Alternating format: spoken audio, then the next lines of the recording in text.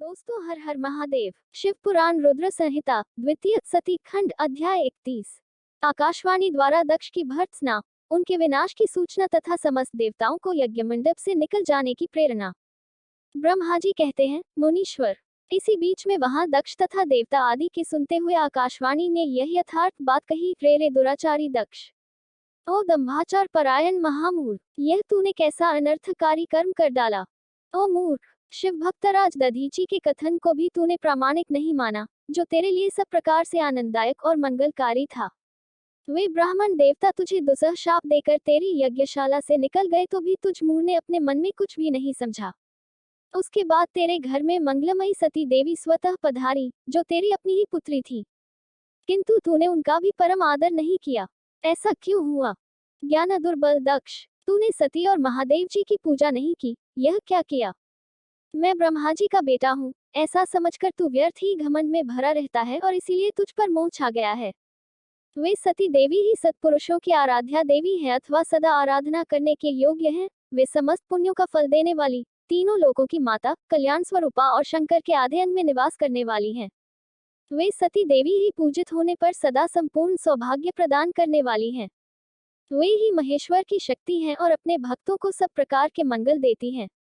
वे सती देवी ही पूजित होने पर सदा संसार का भय दूर करती हैं, मनोवांछित फल देती हैं तथा वे ही समस्त उपद्रवों को नष्ट करने वाली देवी हैं।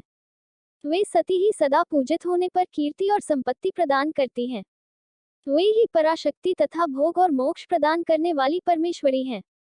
वे सती ही को जन्म देने वाली माता, की रक्षा करने वाली अनादि शक्ति और प्रलय काल में का संहार करने वाली हैं। वे जगन्माता सती ही विष्णु की माता रूप से सुशोभित होने वाली तथा ब्रह्मा, इंद्र, चंद्र, अग्नि एवं सूर्यदेव आदि की जननी मानी गई हैं। वे सती ही तप, धर्म और दान आदि का फल देने वाली हैं। वे ही शंभु शक्ति महादेवी हैं तथा दुष्टों का हनन करने वाली परात्पर शक्ति हैं। ऐसी महिमा वाली सती देवी जिनकी सदा प्रिय धर्म पत्नी है, उन महादेव को तूने यज्ञ में भाग नहीं दिया। अरे, तू कैसा मूढ़ और कुविचारी है। शिव ही सबके स्वामी तथा परात्पर परमेश्वर हैं। वे समस्त देवताओं के सेव्य हैं और सबका कल्याण करने वाले हैं।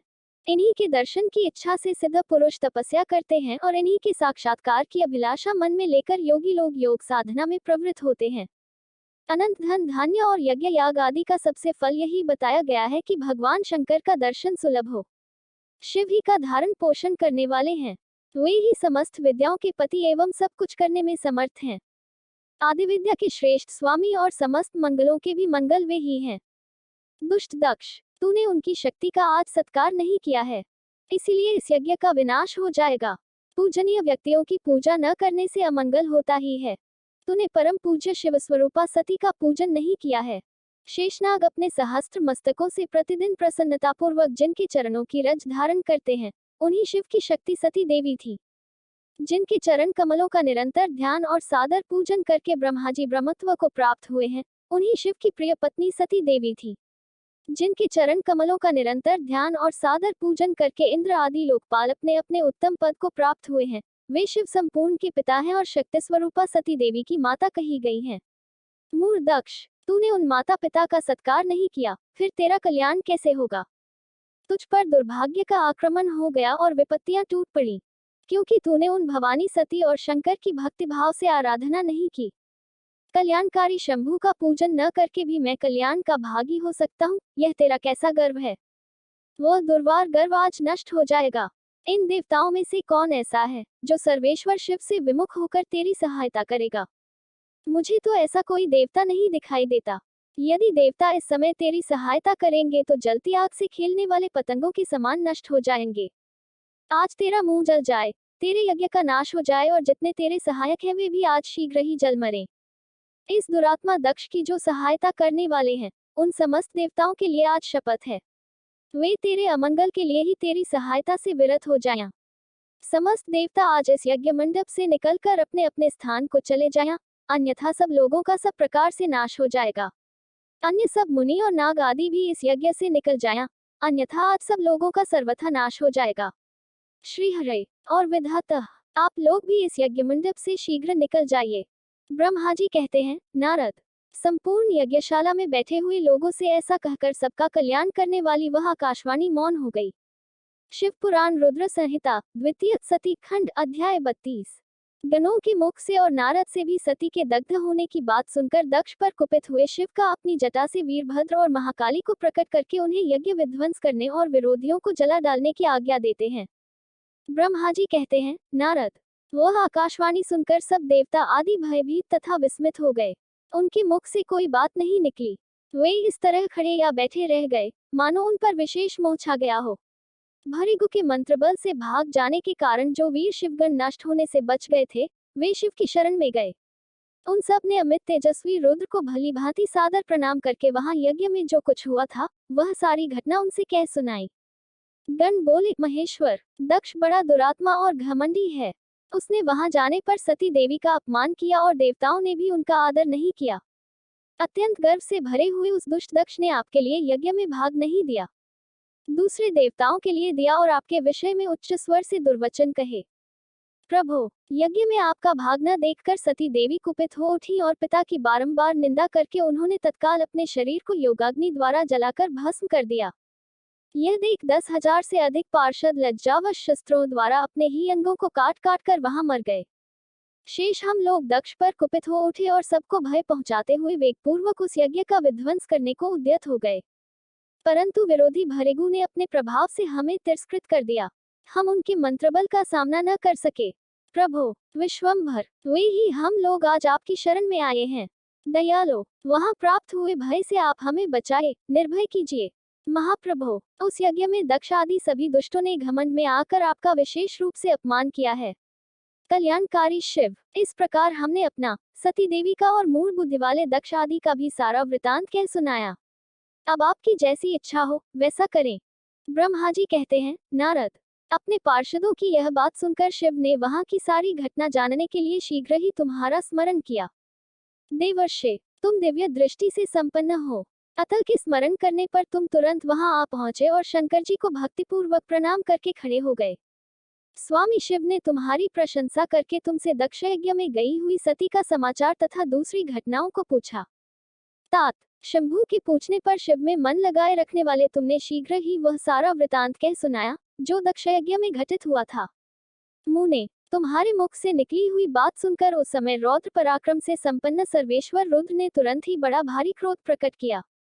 लोक संहारकारी रुद्र ने अपने सिर से एक जटा उखाड़ी और उसे रोषपूर्वक उस पर्वत के ऊपर दे मारा। मुने, शंकर के पटकने से उस जटा के 2 टुकड़े हो गए और महाप्रलय के समान भयंकर शब्द प्रकट हुआ। देवर्ष, उस जटा के पूर्व भाग से महाभयंकर महाबली वीरभद्र प्रकट हुए, जो समस्त शिवगणों के अगुआ हैं। वे भूमंडल को सब ओर से व्याप्त करके उससे भी 10 अंगुल अधिक होकर खड़े हुए। वे देखने में प्रलयाग्नि के समान जान पड़ते थे। उनका शरीर बहुत ऊंचा था। वे 1000 भुजाओं से युक्त थे। उन सर्वसमर्थ महारुद्र के क्रोध पूर्वक प्रकट हुए निश्वास से 100 प्रकार के ज्वर और 13 प्रकार के सनिपात रोग पैदा हो गए। तात, उस जटा के दूसरे भाग से महाकाली उत्पन्न हुई, जो बड़ी भयंकर दिखाई देती थी। वे करोड़ों भूतों से घिरी हुई थी। जो ज्वर पैदा हुए वे सबके सब शरीरधारी, क्रूर और समस्त लोगों के लिए भयंकर थे। वे अपने तेज से प्रज्वलित हो सब और दाह उत्पन्न करते हुए से प्रतीत होते थे। वीरभद्र बातचीत करने में बड़े कुशल थे। उन्होंने दोनों हाथ जोड़कर परमेश्वर शिव को प्रणाम करके कहा।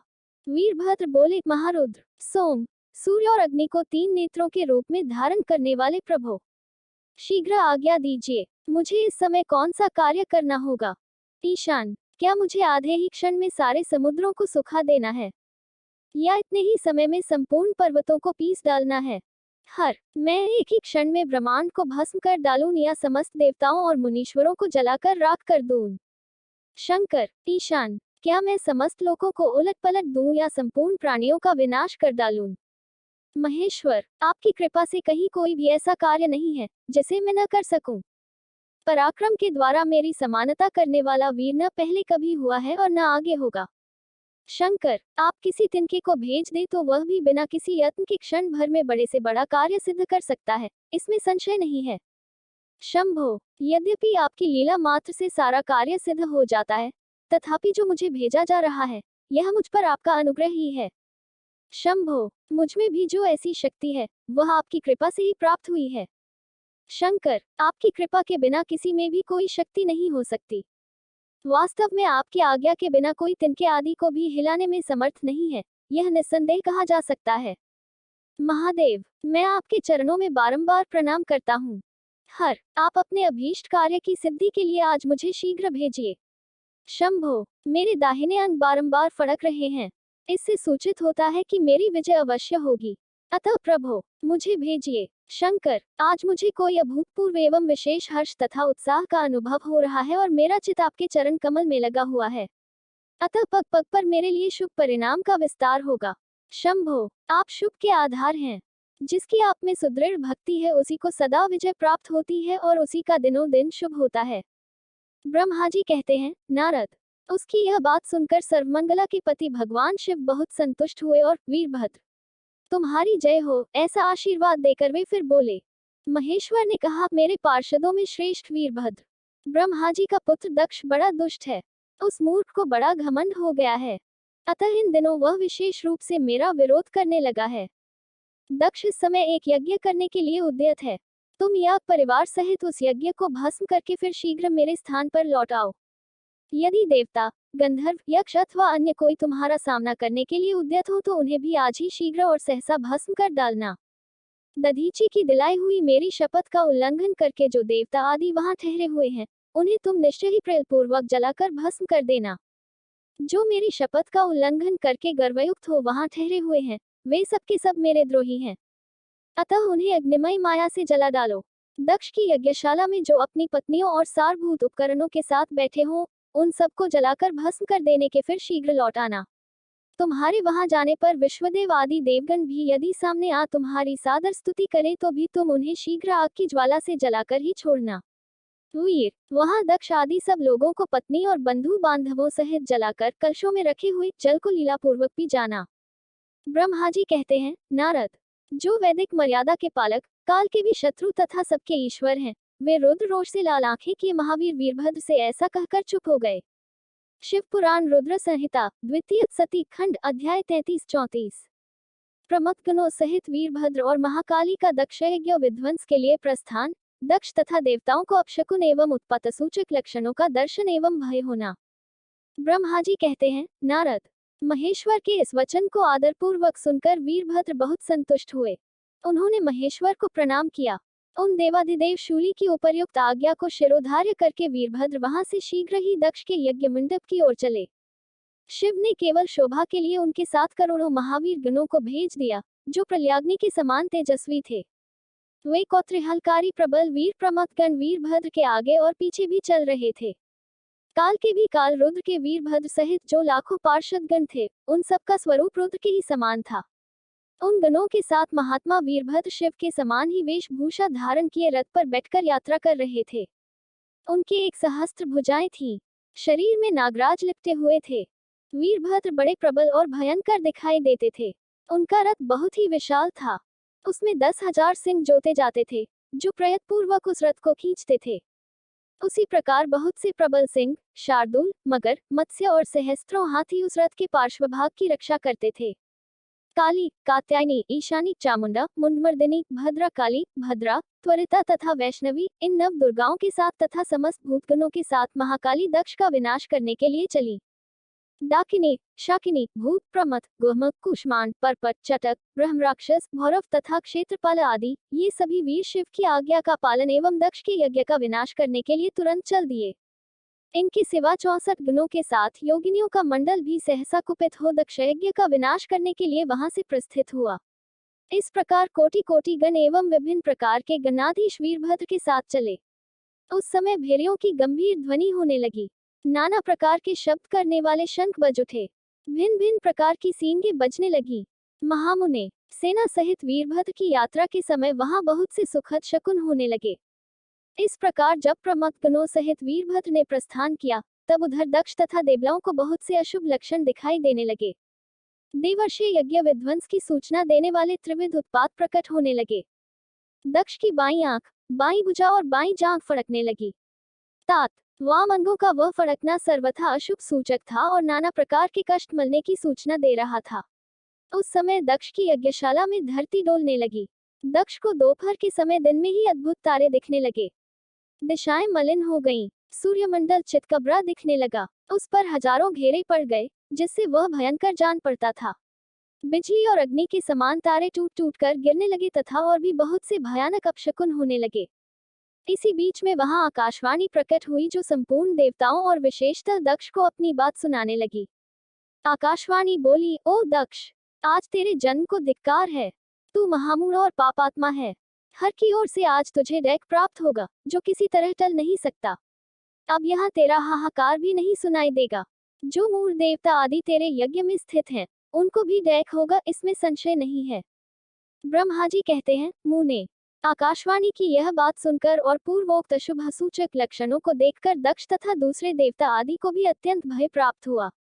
उस समय दक्ष मन ही मन अत्यंत व्याकुल हो कांपने लगे और अपने प्रभु लक्ष्मीपति विष्णु की शरण में गए। वे भय से अधीर हो बेसुध हो रहे थे। उन्होंने स्वजन वत्सल देवाधिदेव विष्णु को प्रणाम किया और उनकी स्तुति करके कहा। दोस्तों, अगली वीडियो देखने के लिए आप चैनल सब्सक्राइब जरूर करें और लाइक करें और कमेंट करें। हर हर महादेव।